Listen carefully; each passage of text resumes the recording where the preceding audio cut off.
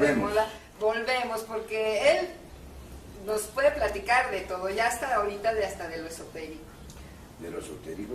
Holístico, mejor dicho, holístico, porque el holístico, equilibrio entre cuerpo, mente y espíritu, y eso nos hace a la gente, que busquemos, que lo encontremos, que pensemos.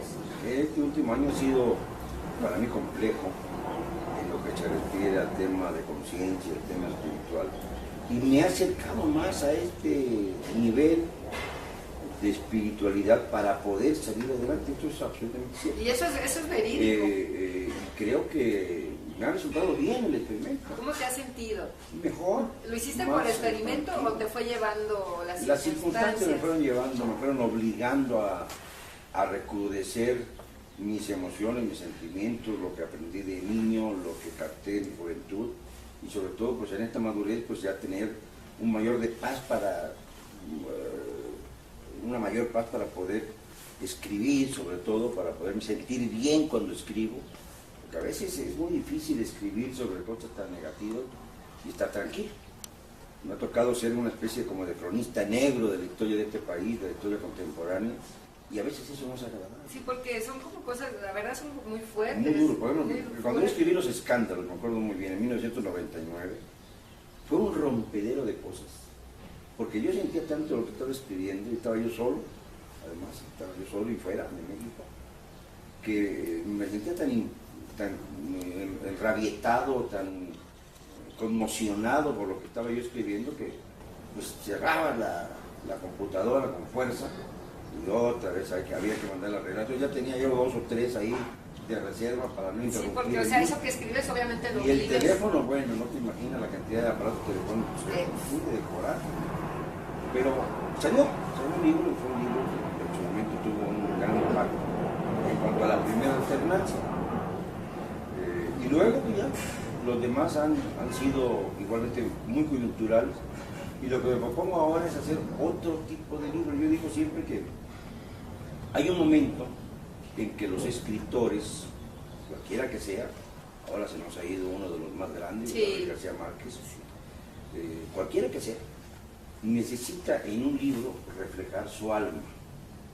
A García Márquez le ocurrió que reflejó su alma en su primer libro, que fue 100 años de soledad, y todo lo demás, muy bien escrito, muy bien hecho, de un gran nivel intelectual, no lograron alcanzar a esa obra máxima suya. Y además todo el mundo lo identifica ese libro y a él así como unido. Y hay otros libros muy importantes, pero que no tuvieron la fuerza espiritual que tuvo 100 años de soledad, el impacto de aquel mundo mágico de Macondo, etcétera, que fue como una especie de un segundo Quijote. No hay otra comparación en la lengua española más que del Quijote con el libro de 100 años de soledad.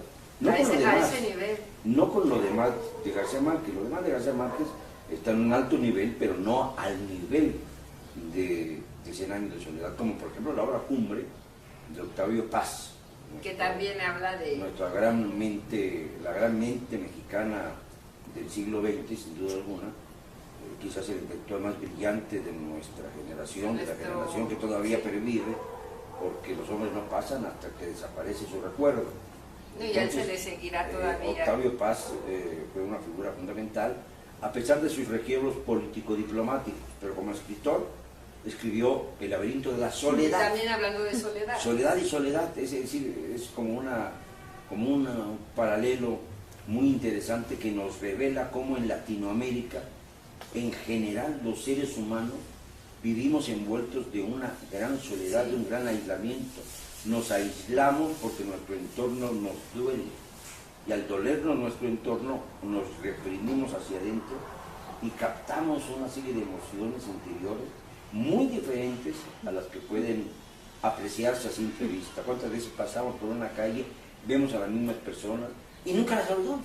Ni siquiera a veces sabemos los nombres de nuestros vecinos. No conocemos, yo francamente reconozco que conozco los nombres de 2 o 3 vecinos y no de todos los que tengo por aquí. Claro. Pero y eso que soy bastante platicador y hablo con todo el mundo y soy muy locuaz y a pesar de eso es difícil. Pero en ciudades más grandes o con mayor número de personas en los edificios como Nueva York, donde es una torre gigantesca de 50 pisos. Enteras. Ahí el aislamiento es todavía mayor. Tengo una hija que vivió en Nueva York y me contaba que en muchos años de vivir en Nueva York nunca tuvo la oportunidad de conocer a su vecina de puerta, o sea, la que estaba juntito a ella. Nunca se vieron, nunca se hablaron, creo que una vez se cruzaron por la puerta principal, pero nunca hubo contacto. Y cada vez sucede en todas las sociedades lo mismo. En España es muy difícil tener amistades, porque la mayor parte de los que viven en España están diseminados. Y entonces tienen como que muy señalada su agenda de trabajo y los ratos libres se las pasan yendo y viniendo a distintos puntos turísticos. En la época de invierno van a esquiar, en la época de verano van al mar, pero ya como una especie de rutina. Turistas en su propia ciudad. No tienen tiempo de hacer amistades. No tienen tiempo, por ejemplo, de irse a comer con un amigo. Se van a comer a veces con las gentes de su oficina, como ya está pasando muchas veces aquí en México, en otros lados. Se van a comer con el jefe, se van a comer con alguna persona que tiene un contacto importante y a los amigos los segregan. Entonces esto produce un profundo aislamiento personal, que no es nada bueno. Yo creo que no es nada bueno, porque de lo que se trata es precisamente, y eso lo aprendí por mi profesión, es de comunicarse, es de hablar, es de hacer que la fuerza venga de la unión. Y de ahí una retroalimentación. Y hay una retroalimentación, o sea, cuando escribo yo mis libros, generalmente críticos, esto no es porque se me ocurra un día criticar a fulano o a mengano, es porque ya tengo la información compilada. Sí, ya compro, ya cuando me siento a escribir, ya, por lo menos tengo el 80% del material del libro en la cabeza. Y ya el 20% restante va surgiendo a medida que va caminando la producción. Pero por lo general, el 80% o más del libro lo tengo ya listo cuando me siento a escribir. Y cuando estoy tranquilo. Y ahorita que hablabas eso es muy importante. O sea, yo creo que la tranquilidad espiritual, la tranquilidad de conciencia, la seguridad de que lo que estás haciendo es positivo para los demás, que puede resultar importante para 1, 2, 3, los que tengas, la pauta para esos cambios. Que en un momento dado alguien me diga, y como me ha ocurrido muchas veces afortunadamente, oiga, tal cosa que usted dijo me cambió la vida, o tal conferencia, o tal libro, o tal conversación, y eso es muy importante para mí, porque francamente tocar la vida de los demás no es nada sencillo. No es nada sencillo, sobre todo por esto que te digo, por un gran egoísmo que hemos venido desarrollando en esta sociedad urbana. Que somos millones, pero realmente también estamos solos. Estamos solos. Me parece que en una ciudad tan inmensa puedes contar a tus verdaderos amigos con los dedos de la mano. Y no los ves, además. Los ves muy de vez en cuando. Y ahora con la tecnología, que solamente todo es escrito y a veces ya ni una llamada telefónica, porque todo es escrito. Fíjate, cuando yo veía hace unos años, cuando era yo niño, una serie de caricaturas que se llamaban Los Supersónicos, en donde nos presentaban el futuro. Yo decía, bueno, pues estos partes del futuro no van a salir de sus casas porque apretan 4 botones y les llega la comida del supermercado a través de una serie de aparatos ahí especializados. No tienen necesidad de ir a un lado o a otro porque tienen una pantallota en donde están viendo a su jefe. Hasta estos cuates se van a volver inútiles, no van a salir en ninguna parte, van a estar como si estuvieran en una cárcel. Y eso a mí me chocaba mucho. Ya lo estamos viviendo. Porque a mí me parece que el hombre debe ejercer su libertad a plenitud y estar en contacto con la naturaleza, estar en contacto con las culturas distintas, con las sociedades diferentes. Ahora ya puedes agarrar un CD, lo metes y te lleva a un paseo virtual por el Museo del Prado, por el Museo del Louvre, por París, por Bruselas, por Madrid, donde quieras, por Buenos Aires, por donde te dé la gana. Pero qué tan retroalimentador es que a través de este artificio podamos suplir nuestra libertad. Eso es lo que a mí me preocupa. Yo creo que la libertad es fundamental y que debemos salir a ella.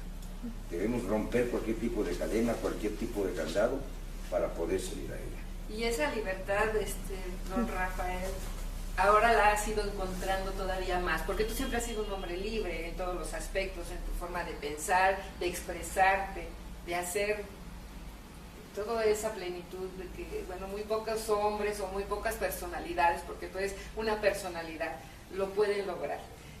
Esa libertad la has encontrado todavía más plena ahora en esta espiritualidad que dices que te hace. Sí, absolutamente, claro.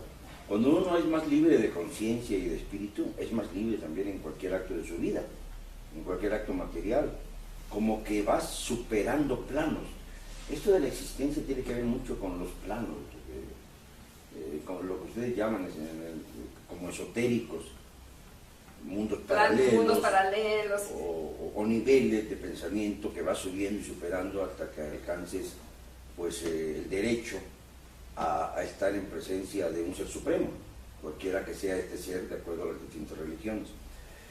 Esto es lo que debe ser el camino de cada uno. Pero eso, para lograrlo tienes que tener una plenitud de libertad, absolutamente. Ser libre del espíritu, de tu pensar, de todo. Así, y no tener miedo, porque muchas veces la libertad se convierte en una enorme carga para quien la sobrelleva. A veces la libertad no es fácil.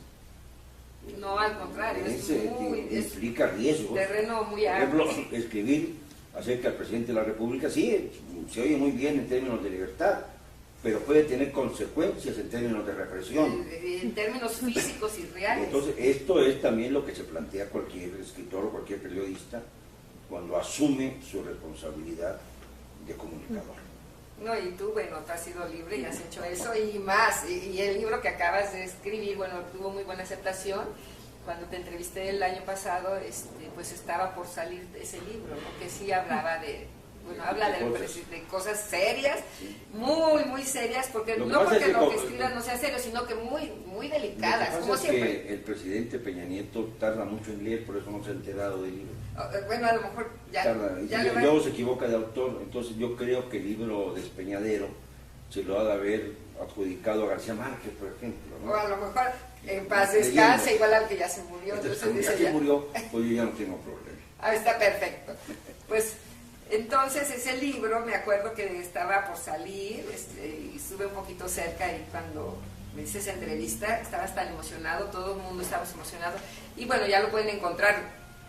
Ya lo han retirado. Ya lo empezaron, sí, obviamente lo iban a empezar a bloquear. Yo ya sabía que iba a pasar eso, pero se distribuyó, lo importante es que se distribuyó. Se distribuyó y yo sigo ofreciendo lo que yo ya estoy pensando más que otra cosa en el siguiente. En el siguiente que va a tener que ver mucho con ese impulso de los escritores de reflejar en una obra tu interior, tu ser interno, cómo ver el mundo desde la perspectiva personal, sin dejar de ejercer la crítica, pero reflejando tu alma. Casi lo alcanzo en uno de los libros anteriores míos, pero no del todo. Entonces quiero hacer este esfuerzo muy grande para poder dejar ese legado. Aquí está lo que realmente como espíritu me dijo la conciencia que debía ser. Muy bien, pues entonces nos vamos a hacer un corte, que ya está el corte. Nos vamos a un corte y regresamos.